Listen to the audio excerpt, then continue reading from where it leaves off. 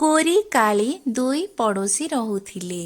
ଦୁଇ ପଡ଼ୋଶୀଙ୍କ ମଧ୍ୟରେ ଦୁଇଟି ଛୋଟ ଛୋଟ କୁନି ଗ୍ଲୋରିଆ ଆଣ୍ଡ କ୍ଲୋରିଆ ଦୁଇଟି ପୁଅ ଥିଲେ। କାଳି ଥିଲା କ୍ଲୋରିଆର ମାଙ୍କ ନାଁ, ଆଉ ଗୋରି ଥିଲା ଗ୍ଲୋରିଆଙ୍କ ମାଙ୍କ ନାଁ।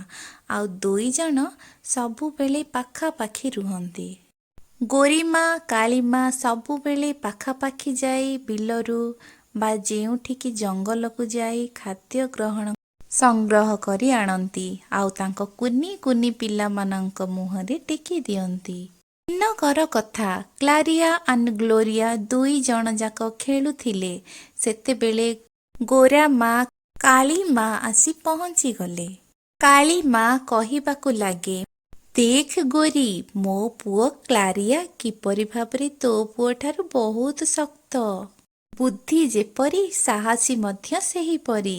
ଆଉ ତୋ ପୁଅ ଗ୍ଲୋରିଆ କୋଉ କାମକୁ ନୁହଁ। ଗୋରା ସିନା ହେଇଛି, ହେଲେ ତୋରି ପରି ସିଏ ପୁରା ଫମ୍ପା ହୋଇକି ରହିଛି। ଆରେ କାଳି, ମୋ ପୁଅକୁ ତୁ ଏମିତି କ'ଣ କହୁଛୁ? ସେ ଦୁଇ ଜଣ ଯାକ ଏକା ସାଙ୍ଗର। ଆଉ ତୋ ପୁଅ କ'ଣ, ମୋ ପୁଅ କ'ଣ? ମୋ ପୁଅ ଗୋରା, ତୋ ପୁଅ ତୋରି ପରି କାଳିଆ ହେଇଛି। ଦେଖ ଗୋରି, ତୋ ପୁଅ ଗୋରା ହୋଇଛି ବୋଲି ଏତେ ଗର୍ବ କରେନା। ମୋ ପୁଅ କଳା ହେଲେ କ'ଣ ହବ? ତୋ ପୁଅଠୁ 10 ଗୁଣାରେ ଭଲ।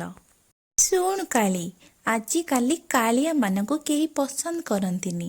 ସମସ୍ତେ ଗୋରା ଆଉ ପାଠ ପଢୁଆ ଖୋଜନ୍ତି। ଆଉ ତୋ ପୁଅକୁ ତ କିଛି ବି ଜଣା ନାହିଁ। ମୋ ପୁଅ ଗୋରା, ଶିକ୍ଷିତ, ବିଦ୍ୟାର ଭଣ୍ଡାର ରଖିଛି। ମୋରି ପୁଅ କ୍ଲାରିଆ ଗୋଟିଏ ଶ୍ରେଣୀରେ 2 ଜଣ ପାଠ ପଢ଼ନ୍ତି। ଆଉ କ୍ଲାରିଆ ସବୁବେଳେ ପ୍ରଥମେ ହୁଏ କ୍ଲାସରେ।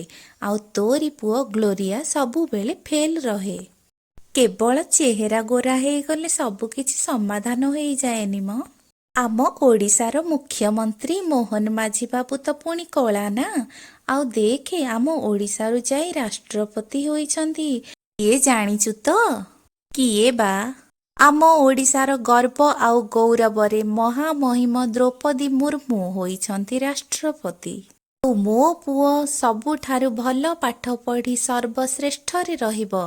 ଆଉ କ୍ଲୋରିଆର ନାଁ ହବ ମହାମହିମ କ୍ଲୋରିଆ। ହଁ ହଁ, ଏତେ ସପନ ଦେଖେନା ଲୋ କାଳି। ମୋରି ପୁଅ ଗ୍ଲୋରିଆକୁ ଯିଏ ଦେଖୁଛି ତାଙ୍କ ଛାତି କୁଣ୍ଡିମୁଟ ହେଇଯାଉଛି। ତାକୁ ଆସିକି ସମସ୍ତେ ଗେଲ କରୁଛନ୍ତି। ଆଉ ଏ କ୍ଲାରିଆକୁ କେହି ବି ପଚାରୁନାହାନ୍ତି।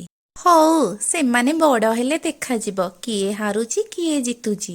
ହଉ ଚାଲ ଚାଲ, କାଠ ଆଣିଯିବା। ରାତି ହେଇଗଲେ ଜଙ୍ଗଲରେ ବାଘ ଭାଲୁ କେତେ କ'ଣ ବୁଲୁଥିବେ।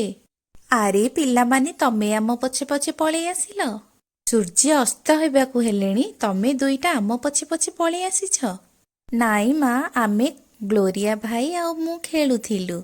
ଗ୍ଲୋରିଆ ଭାଇ ସବୁବେଳେ ହାରି ଯାଉଛି। କ'ଣ କ'ଣ କ'ଣ କହିଲୁ? ତୁ ମୋ ପୁଅକୁ ହରେଇ ନେଇଛୁ? ନାଇଁ ଗୋରିମା, ସେମିତି କୁହନ୍ତୁନି। ଆପଣଙ୍କ ପୁଅ ଭଲ ଖେଳେ, କିନ୍ତୁ ଆଜି ସିଏ ହାରି ଯାଇଛି। ଦେଖିଲୁ ତ ଗୋରି, ଗୋରା ହେଲେ ବି ଗୁଣ ବେକାର। ଶୁଣ କାଳି, ତୋ ରଙ୍ଗ ଯେମିତି କାଳି, ତୋ ରୂପ ବେକ ସେମିତି କାଳି। ମା, ଗ୍ଲୋରିଆ ଆଜି ହାରିଗଲା ମୋ ଠାରୁ।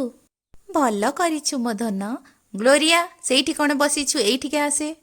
ତତେ ଗୋରା କରି ଗଢ଼ିଥିଲି କ'ଣ ଏଇ ଦେଖିବା ପାଇଁ? ମୋ ମୁଣ୍ଡକୁ ତଳକୁ ନୁଆଇଁ ଦେଇଛୁ। ନାଇଁ ମା, କ୍ଲାରିଆ ଭାଇ ସିଏ ମୋତେ ଠକି ଦେଇ ହରେଇ ଦେଲା। ଆଜିକାଲିର ଦୁନିଆରେ କେହି କାହାର ନୁହେଁ। ଯାହା କରିବା କଥା ଭଲରେ ଭାବି ଚିନ୍ତି କରିବା ଉଚିତ, ଜାଣିଛୁ ନା ନାଇଁ? ଯିଏ ତମକୁ ଯେମିତି କରିବେ ତୁମେ ତାଙ୍କୁ ସେମିତି ଶିକ୍ଷା ଦେବା ଉଚିତ। ଏଇଟା ସବୁବେଳେ ମନେ ରଖିଥିବୁ। ଗୋରା କଳାର ଭେଦଭାବ ଶିକ୍ଷାରେ ନଥାଏ।